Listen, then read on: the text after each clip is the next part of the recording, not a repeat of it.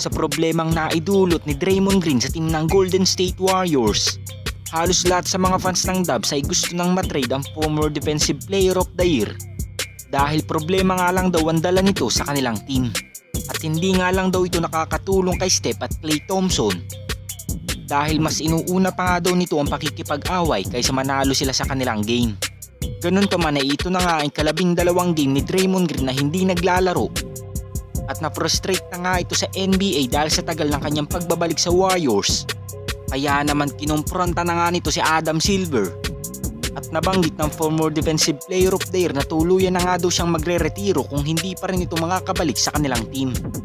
At agad din naman itong ginawa ng aksyon ng NBA Commissioner Adam Silver. At sa status ngayon ni Draymond ay pwede na nga itong makapaglaro. Ngunit wala pa nga inaanunsyo ang Warriors kung saan mang game makakabalik si Draymond dahil posible munang dumaan ito sa pag-iensayo bago ito sumabak sa aksyon. At para naman sa mga fans na kagustuang matrade na si Draymond Green sa ibang team, ito na nga ang inilabas na report ng NBC Sports Bay Area. At ayon nga dito ay mananatiling committed ang Golden State Warriors sa kanilang mga veteran core players. At wala nga silang gagawing pagbabago sa kanilang big three kahit nagkaroon man ng issue si Draymond Green. Ngunit malinaw sa article na ito na magiging aktibo ang Golden State Warriors bago sumapit ang trade deadline upang magkaroon nga ng pagbabago sa kanilang lineup. So alam na nga nating inacquire na ng Warriors si Pascal Siakam sa trade. Ngunit hindi nga lang sila nagkasundo dahil ayaw ang isama ng Warriors si Jonathan Kuminga. Kung susubukan naman ng Dubs si Lauri Markkanen ng Utah Jazz, posibleng hingiin din ng team na ito sa package si Jonathan Kuminga dahil alam naman nating napakataas ngayon ng value ng batang player na ito.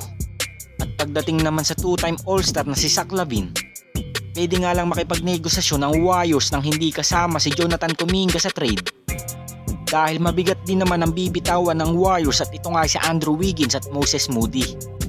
At pwede pa nga yan samahan ng iilang mga picks depende sa magiging usapan ng magkabilang team. So sa senaryo pa lamang ng trade proposal na ito ay nakikita nga nating si Zach LaVine ang pinakamalapit sa Warriors. At naibalita na rin Sam Amico na ang Warriors ang may pinakamalakas na tsansang makuha si Zach LaVine sa trade dahil young and talented players talaga ngayon ang hinahanap ng Chicago Bulls. Ngunit aabangan pa nga rin natin ang mga senaryong ito sa trade deadline dahil siguradong gagawa ng trade ang Warriors upang magkaroon ng tulong ang kanilang mga veteran players bago sumapit ang playoffs.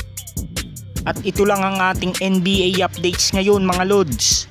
At kung hindi ka pa nakakapag-subscribe sa aking channel, subscribe mo na yan para updated ka sa ating NBA season ngayon. Salamat po.